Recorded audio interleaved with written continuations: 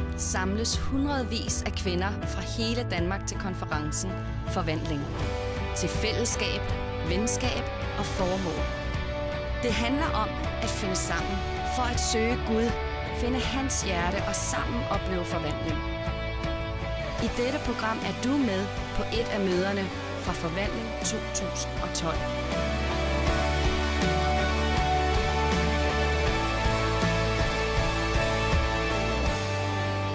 The wife of a man from the company of the prophets cried out. Og der står en kvinde, som var enke efter en af profeterne, kom hen en dag til Elisa og sagde, Elisha, your servant, my husband is dead, and you know he revered the Lord, but now his creditor is coming to take my 2 boys as his slaves. Herre, du ved selv, at min mand tjente Gud af hele sit hjerte, men han har sat sig i gæld, og nu forlanger kreditoren, at begge mine sønner skal sælges som slaver, fordi vi ikke kan betale, hvad vi skylder ham. This woman found herself in a place of complete limitation. Den her kvinde, hun var et sted nu, hvor hun var fuldstændig begrænset. Her husband was dead. Hendes mand var død. She had debt. Hun havde gæld. And now people were coming to take her children. Og nu var der folk, der kom for at tage hendes børn. And oftentimes in life, our circumstances og mange gange i livet, så vores can omstændigheder begin to affect our picture of God. kan begynde at påvirke vores billede af Gud. Our lack Vores mangel begins to tell us God is lacking. begynder at fortælle os, at Gud er en manglende Gud. Our needs Vores behov begin to reduce our picture of God. begynder at reducere vores billede af Gud. And what we often do, Og det, som vi ofte gør, because we don't like anybody knowing, fordi vi ikke vil have, at nogen skal vide det, is we go into control. det er, at vi ligesom tager And kontrol. we control our problems. Og vi kontrollerer vores And we keep problemer. them behind closed Og vi doors. holder dem bag ved lukkede And døre. we let limitation reduce our world. Og vi lader begrænsninger Instead reducere of vores increase our verden, world. i stedet for, at de forøger vores verden. But if you want to break limitations, Men hvis du vil bryde begrænsninger, the first thing you've got to do så er det første, som du må is gøre, what this woman did first. det er, hvad den her kvinde, hun gjorde It først. says she cried out. Der står, at hun råbte. If you want to break limitation in your world, Hvis du gerne vil bryde begrænsninger i din you have verden, got to get real. så må du virkelig til at komme You og have blive got to virkelig. get honest. Så må du virkelig blive ærlig. You have got to cry out where you really are instead of pretending where you think you're at. Så må du råbe ud, hvor du virkelig er, i stedet for bare at lade som om, hvor du egentlig gerne vil være. And she got to a place where she went, okay, Og hun siger, okay, I admit it. jeg indrømmer det. I am not coping. Jeg kan ikke klare det. I am limited. Jeg er begrænset. I am fearful. Jeg er bange. Somebody help me. Nogen, hjælp mig. You know, the amount of times in the church Den tid i kirken, where we would rather die hvor vi hellere vil dø, than admit we need help end at indrømme, at vi har brug for hjælp. is scary. Det er skræmmende. And some of you are in your own prison of limitation Og nogle af jer er i jeres eget fængsel af begrænsninger, because you don't want anyone to know fordi I ikke ønsker, at nogen skal that you're vide, not really doing as well as you say at you I are. ikke har det virkelig så godt, som I siger, I har det. And it is exhausting keeping up a fake life. Og det er virkelig trættende at holde sådan et falsk liv op og køre. It is exhausting being a fake Christian. Det er udmattende at være en falsk kristen. So I say stop faking it Så lad være med at være en falsk and kristen. cry out. Og begynd at råbe ud i stedet. I love, she just went, ah! Sådan gjorde hun. She broke her speed limit. Hun brød sin fartbegrænsning. She said, I know this is not dignified. Og hun sagde, jeg ved, at det her det ikke er I særlig know værdigt. everybody thinks I've got it all down. Og alle tror bare, at jeg har styr på det hele. But I'm mad. Men jeg er vred. My husband died. Min mand er død. I have debt. Jeg har gæld. And I have troubles. Og jeg har problemer. She cried out. Og hun råbte. You will never break your Du limitation vil aldrig bryde dine begrænsninger, unless you get real about where you're at. medmindre du virkelig bliver ærlig omkring, hvor We du can er. all have a fake dream. Vi kan alle sammen have sådan en falsk drøm. We can all say, oh yes, I'm going to reach my Vi generation. kan alle sige, ja, vi skal nå min generation. And behind closed doors, Og bag de lukkede døre, be in addictions, så er vi i and be in afhængighed. bad Og der er vi i relationships, dårlige relationer. and be in debt spiritually. Og der er vi i gæld, åndeligt talt. So it makes no sense. Så det gør virkelig, det gør en forskel. But we got to be willing to say, God, meet me Men vi må være villige til in at my sige, limitation Gud, mød mig i and min help me begrænsning. push past it. Og hjælp mig til at komme forbi det. God is not scared Gud er ikke of skræmt the real you. af det virkelig dig. He already knows it. Han ved det allerede. You might be fooling everybody else, Det kan godt være, at du kan narre alle andre. but when everyone else goes home, God comes with you. Men når alle de tager hjem, så tager Gud også med dig hjem. So he knows about the dysfunction. Så han kender til And he knows dysfunktionerne. about your lack of faith. Og han kender til din And he mangel på knows tro. about your depressive Og han days. kender til dine And depressive he dage. knows about the things that you're doing that you don't want anyone else to know Og about. han ved de ting, som du gør, som du ikke ønsker, at andre skal vide noget om. So why are you faking it? Så hvorfor i alverden lave det skuespil? Because God already knows. Fordi Gud ved det. Why don't you just admit it Hvorfor indrømmer du det ikke and get bare? some help Og får noget hjælp. and break the Og limitation bryder that begrænsningen, is keeping your life small? som holder dit liv fanget. Call it. Kald det. You know, in this season of me doing new things in my own personal life, I mit liv, i denne nye tid i mit liv, I've had to call it and say, you know what, I'm scared. så jeg har været nødt til at sige højt og tydeligt, jeg er As God bange. said, go into this new area. Når Gud siger, gå ind i dette nye område, You know, I'm like, yay! And inside I'm like, no. så siger jeg, ja, det er fantastisk, men inde i det er jeg bange. And I have to call it. Og jeg er nødt til at sige det Because if ærligt. I don't identify the limitation that wants to stay in my life, Fordi hvis jeg ikke er villig til at identificere de begrænsninger, der gerne vil then holde I mig will never tilbage, break the speed limit. så vil jeg aldrig være i stand til at bryde fartgrænsen. I will be a virtual reality believer. Så vil jeg være sådan en, der lever i sådan en kunstig tilstand, kunstig verden. And she cried out. Og hun råbte ud. And she cried out to the right people. Og hun råbte ud til de Hello? rigtige mennesker. Who you tell about your limitation is important. Hvem du fortæller om dine begrænsninger til, Don't er meget talk to vigtigt. other limited people. Lad være med at tale til andre, der også er begrænset. Oh, I'm scared. Oh, so am I. Jeg er bange, det er jeg også. Oh, I'm broke. Oh, so am I. Jeg er helt færdig, og det er jeg også. Oh, I'm in a bad attitude. Oh, so am I. Og jeg har virkelig en dårlig indstilling, ja, det har jeg No, også. don't talk to other limited people Nej. about your limitation. Tal ikke til andre begrænsede mennesker om She dine called begrænsninger. out to the man of God. Hun kaldte ud til en gudsmand. Someone who had broken through limitation. Nogen, der havde brudt igennem begrænsningerne. And she said, help me. Og så sagde hun, hjælp mig. Tell me what to do. Sig, hvad jeg skal gøre. And so he does. Og det gør han så. And I love it. Og jeg elsker det. And I hate it all at the same time. Og jeg hader alle sammen på samme tid. Because in our limitations, we want God to just fix it. Fordi i vores begrænsninger ønsker vi, Gud But bare God ligesom is skal going to ordne turn det. it back around Men- and get you to fix Men it. Gud, han vil vende det rundt og få dig til at ordne det. And so she cries out. Og så råber hun ud. And Elisha replies to him, verse 2. Og Elisa svarer sådan her, vers 2. How can I help you? Hvad kan jeg gøre for dig? She's just told him, Hun har lige fortalt ham. my husband's dead. Min mand er død. I'm broke. Jeg er And færdig. they're going to take my kids. Og de vil tage mine børn. And then he says, how can I help Og you? så spørger han, hvordan kan jeg hjælpe dig? Write me a check. Skriv lige en check til mig, tak. Sort my life out. Orden mit liv, tak. What he's saying to her Hvad er is, det, han siger? okay, you've identified your limitation. Ja, du har indset din begrænsning. But I ain't going to give you a quick fix. Men jeg vil ikke bare ordne problemerne How for are dig. we going to break this in your life? Hvordan skal vi bryde det i Because dit you liv? see, quick fixes may solve a short-term problem. Fordi sådan nogle hurtige But they løsninger, won't build a discipline in your life for all the other limitations that will soon come visit. hurtige løsninger vil måske løse problemet lige her nu, men det vil ikke bygge And en the disciplin church i is dit not liv, som here. hjælper dig på lang sigt. The church is not here to quick fix your life. Og kirken den er ikke her for bare at give dig korte og hurtige løsninger. God is not wanting to write you a prescription for your pain to go away temporarily. Gud han vil ikke bare give dig sådan et recept på, hvordan du lige kan få smerten fjernet her nu. He wants to put you under the knife and cut it out. Han ønsker at operere dig og få fjernet grundproblemet. But limitation says, just give me something that will fix it now. Begrænsningen den siger, giv mig bare noget, der kan ordne tingene lige nu. But those that want to go beyond Men de, som gerne vil gå ud over det, say, God, take it out. de siger, Gud, du må tage det hele ud. And so he says, how can I help? Og han spørger sig, hvordan kan jeg hjælpe dig? And then he asks her this, Og så spørger han sådan tell her, me, sig mig, what do you have in your house? hvad har du egentlig derhjemme? She must have been thinking, is this a joke? Hun må have tænkt, det må da være en joke. I've just told you I have nothing. Jeg har lige fortalt, jeg ikke har I noget. mean, nothing. Intet. And some of you, because you are so used to your small thinking, Og nogle af jer, fordi I er så vant til jeres lille tænkning, have told yourself, har fortalt til jer selv, I have nothing. jeg har ikke noget. You have told yourself spiritually, I have Du har nothing. fortalt dig selv åndeligt, jeg I har am not ingenting. gifted. Jeg har I ikke am nogen not gaver. talented. Jeg har ingen talenter. I am useless. Jeg I kan ikke have bruges. nothing. Jeg har intet. And you live inside the limitation that you have created Og du lever inden for den begrænsning, som du har skabt. because you believe that what you have is pathetic. Fordi du tror, at det du har, det er sådan noget patetisk noget. But God needs you to dare to look again Men Gud, han vil gerne, at du kigger en gang til. because you're going to break limitation Fordi by du- getting real Fordi du skal bryde begrænsninger ved at blive virkelig. and then looking again at your own life. Og så se igen på dit eget liv. The answer is inside of you. Svaret er inde i dig. And she says, I have nothing except Og hun siger, jeg har ikke noget, a little oil. bortset fra lidt olie.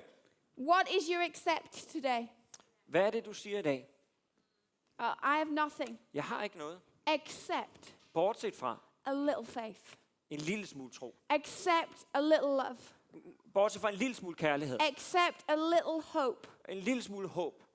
I know it sounds small, Jeg ved, det lyder meget lille. but when your except meets an exceptional God, Men når en lille bitte smule møder en enestående anything is Gud, possible. så er alt muligt. So I don't look at this room Så jeg kigger på dette rum, and go, oh, there's empty seats. og jeg kan se, Oh, we're limited. og jeg kan kigge og sige, vi er begrænset. Oh, there's just a few. Der er kun få, And there's so many out there. men der er så mange derude. God looks at it Og Gud han ser på and he det, says, okay, og han siger, okay, what do you have? hvad har du? Well, we have a little Vi har faith. lidt tro. Well, we have a little idea. Ja, vi har lige en idé. Well, we have a little bit of money. Ja, vi har lidt penge. Well, we have a little bit of time. Ja, vi har lidt tid. God goes, let's start there. Og Gud han siger, start der. And so he takes the accept. Og så tager han det lille, der er. And then listen to what God's going to ask you to do once you've all identified the little. Og så hør, hvad Gud han vil have dig til at gøre, når du identificerer det lille, du har. Elisha said, go around Så siger Elisa, and ask all the neighbors gå hen og spørg alle dine naboer, for empty jars. om at du kan få lov til at Don't låne ask for a few. tomme krukker. Du skal ikke bede om nogle få. In other words, God is going to break your limitation Gud han vil bryde din By you begrænsede getting real. tænkning, ved at du bliver virkelig.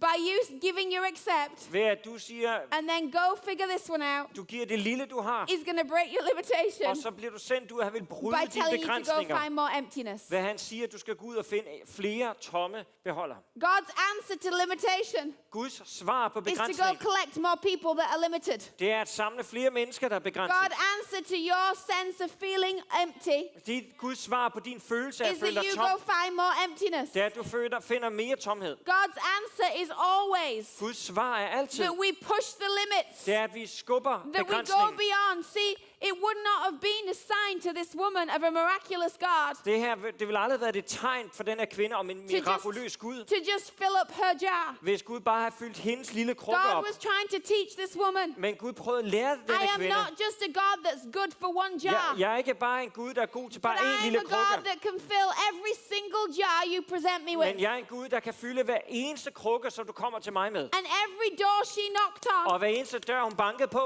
asking for emptiness, og spurgte om was tomhed, another speed limit being var broken der en anden tids- in eller her understanding fartbegrænsning, of God. der blev brudt i hendes forståelse af Because Gud. she had to accept an empty vessel, Fordi hun måtte acceptere en tom not krukke. knowing what was going to happen next, Hun vidste ikke, hvad der ville ske but derefter. knowing God was teaching her. Men hun vidste, at Gud underviste hende. I can fill. Jeg kan fylde. I can pour out. Jeg kan udgyde. Do not contain me. Lad være med at begrænse mig. And you have got to get past your small thinking about God. Og du må komme ud over din lille tænkning om You've Gud. got to get past, oh, God might be able to fix me. Du må komme ud over det der. Det kan godt være, at Gud lige kan redde mig. Because God can do more than fix you. Fordi Gud han kan gøre mere end God at bare can redde dig. restore you and rebuild Gud you. han kan genoprette dig og And genopbygge dig. God can also use you to restore and to rebuild Og others. Gud kan også bruge dig til at genoprette og genopbygge andre. And so she collects all this emptiness. Så hun samler alle disse tomhed. Den She's tomme krukker. surrounded by need. Og hun er omgivet af behov. She's not just got now her need, Og hun er ikke bare, hun har ikke kun but she's sine got behov, everybody else's. men hun har også alle mulige andres behov.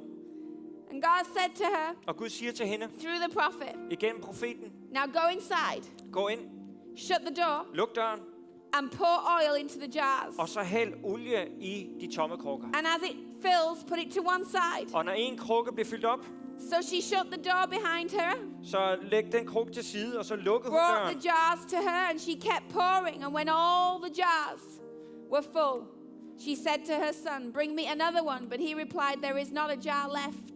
And the oil stopped flowing.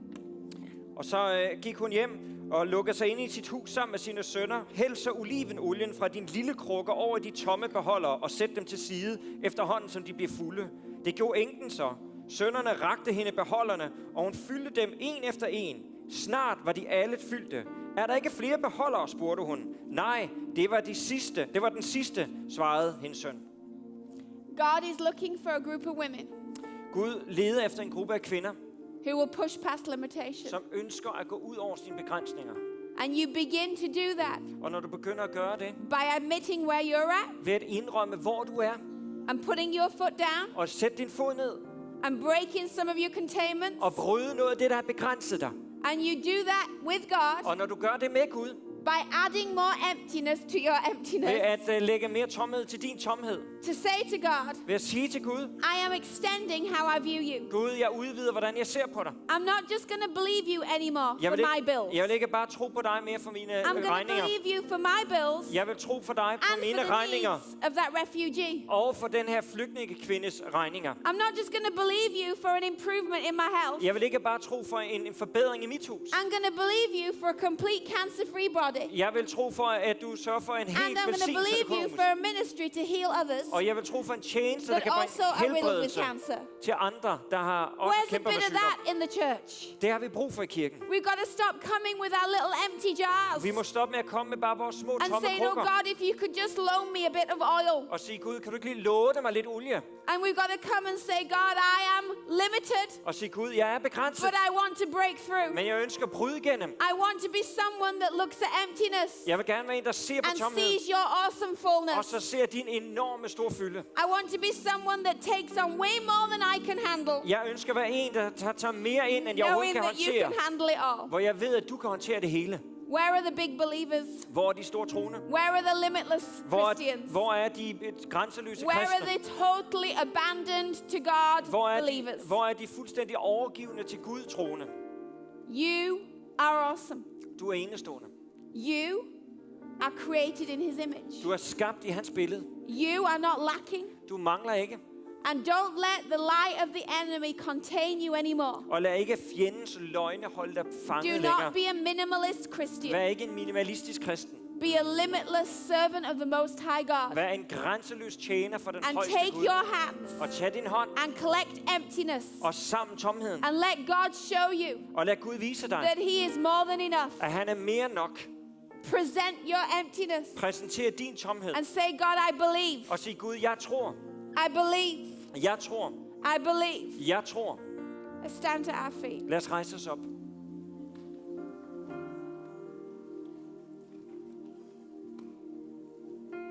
You know, sometimes emptiness scares me.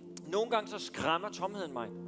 No one wants to preach to a room of empty chairs. Der er ikke nogen, der har lyst til at prædike i et rum, hvor der bare er tomme stole. No one wants to prepare a meal and no one show up.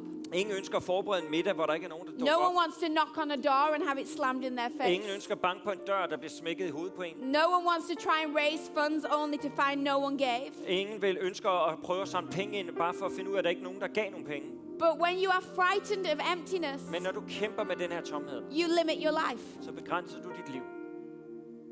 I just took on a project in America, Jeg har lige påtaget mig et projekt i USA, and I didn't know if anyone would show up. og jeg vidste ikke, om der var nogen, der ville dukke op.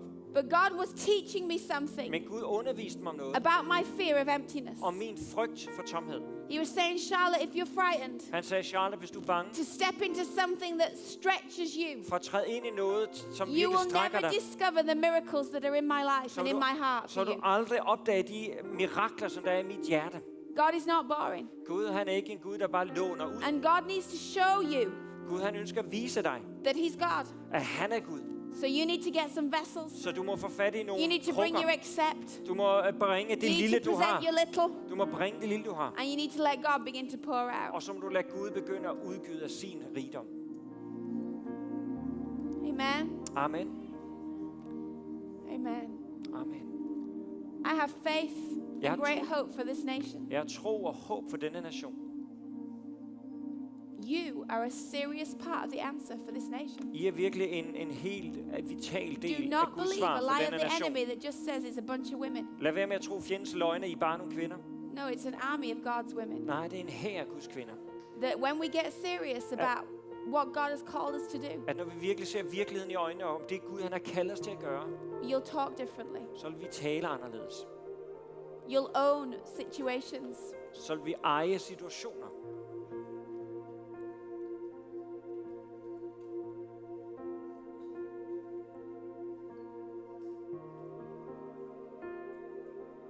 I'm telling you, Jeg siger til dig, do not wait. lad være med at vente. Do Do not delay. Lad være med at afvente. There's a deep hunger in this nation. Der er en dyb sult i denne nation. But the hunger has to find actions, Men den her sult, den må kombineres med handling, decisions, beslutninger, choices, valg, ministries, tjenester, programs, programmer, actions. handlinger. Don't let your worship to God Lad ikke din lovsang til Gud become limited blive begrænset to singing songs. til at synge sange. Your actions are worship. Dine handlinger er lovsang. Your decisions are worship. Dine beslutninger er Your taking lovsang. ground is worship. Det, at du indtager en ny grund af lovsang. I don't know whether you realize Jeg ved ikke, om du erkender the weightiness den vægt, of what God is looking to you to do. som der ligger i det, som Gud han kalder dig til at gøre. But thousands and thousands and thousands of lives are implicated. Hvor tusinder liv er indplaceret. Only takes one. Det kræver bare én.